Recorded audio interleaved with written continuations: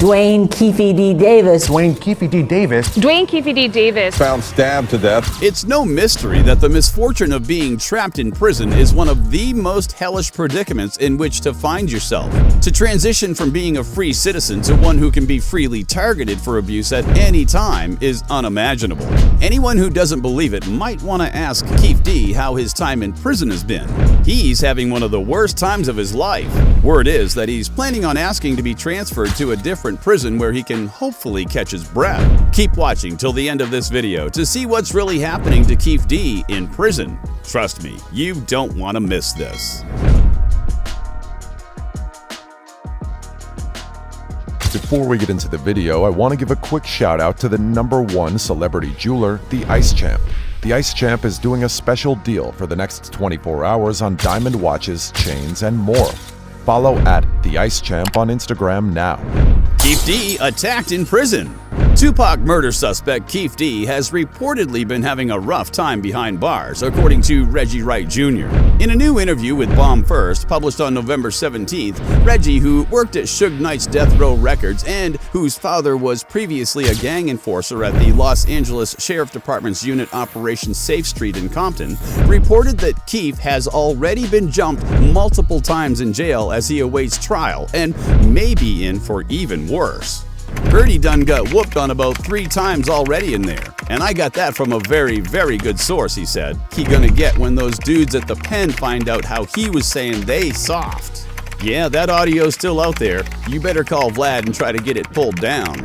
Earlier this month, Keefe D pleaded not guilty in the case of Tupac's 1996 murder. This followed various delays in his arraignment process. His trial is scheduled to begin on June 3rd, 2024. He's due back in court for another hearing at the beginning of next year.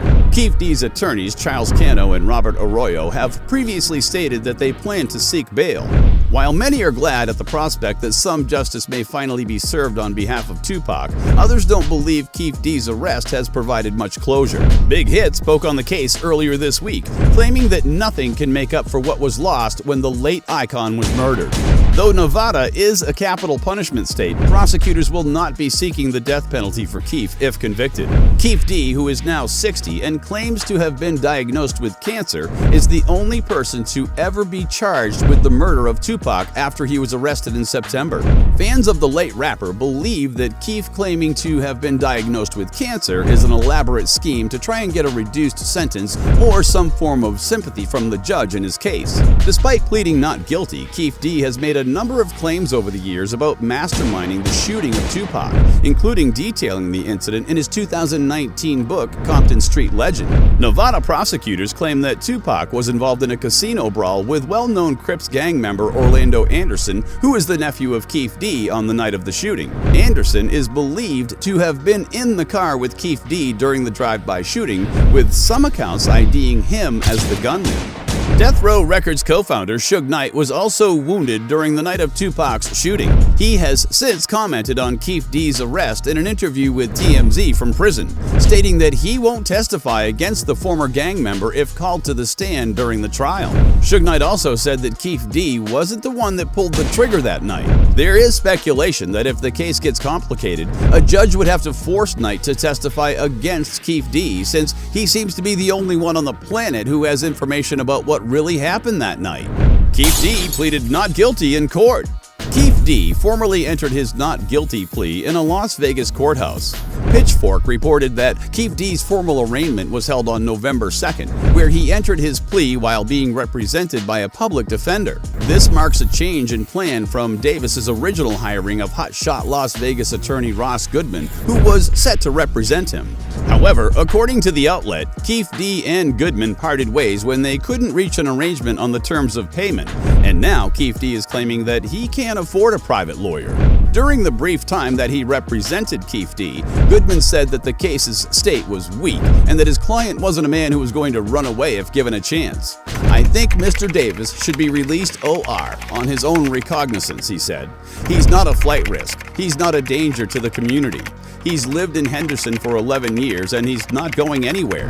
The Tupac murder trial has its fair share of issues, especially after nearly 30 years of no movement in the case. But one of the biggest obstacles may be Suge Knight's refusal to testify about what exactly he saw on the night of September 7, 1996. TMZ spoke with the Death Row Records co-founder over the phone back in October to get his thoughts on the recent development in Tupac's long-running homicide investigation.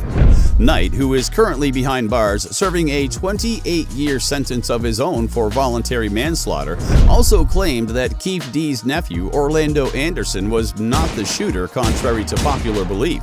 There were only two people in the car. Pac's not going to tell the story, and I ain't going to tell the story, said the former record executive who was wounded while sitting next to Tupac during the fatal drive-by shooting. But I can tell you this, I never had nothing bad to say about Orlando because he wasn't the shooter.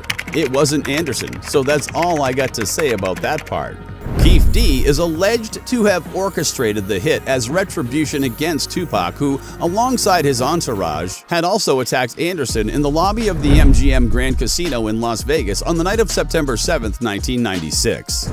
Keefe D gets a new trial date. The long-awaited murder trial of Keefe D is set to commence on June 3, 2024, as ruled by a Las Vegas judge on Tuesday, per the New York Daily News, a week before Keefe D entered a plea of not guilty. This development marks a crucial chapter in the enduring mystery surrounding Tupac's tragic death. Since Keefe D had to resort to using public defenders, the change in legal representation added another layer of intrigue to the unfolding narrative, sparking speculation about the intricacies of the defense strategy and the challenges that lie ahead for Keefe. Keefe D's connection to the Tupac murder case runs deep, as revealed through a web of associations and revelations. One of the most significant links, of course, being Orlando Anderson, who was involved in a fight with Tupac just hours before the fatal drive-by, and who met his own demise in a Los Angeles shootout in 1998. Keefe D, the sole surviving member of the group directly involved with the incident besides Suge Knight, can't deny how vocal he has been recounting the events leading up to Tupac's murder. In his interview and book, Keefe D provides a chilling account of the fatal shooting of Tupac. Additionally, he detailed how their group, consisting of individuals like DeAndre Freaky Smith and Terry Bubble Up Brown, encountered Tupac's caravan near the Las Vegas Strip. Moreover, his narratives outline the unfolding events that culminated in the fatal encounter, shedding light on the motivations and circumstances that led to Tupac's untimely demise. As the trial date of June 3, 2024 approaches, the world awaits answers to all of the enduring questions surrounding the decades-long murder case. Keefe D's role in the events leading to that fateful night will be scrutinized in the courtroom, providing an opportunity for justice to prevail and closure for those who have long sought answers to one of hip-hop's most tragic mysteries. The legal proceedings will undoubtedly unfold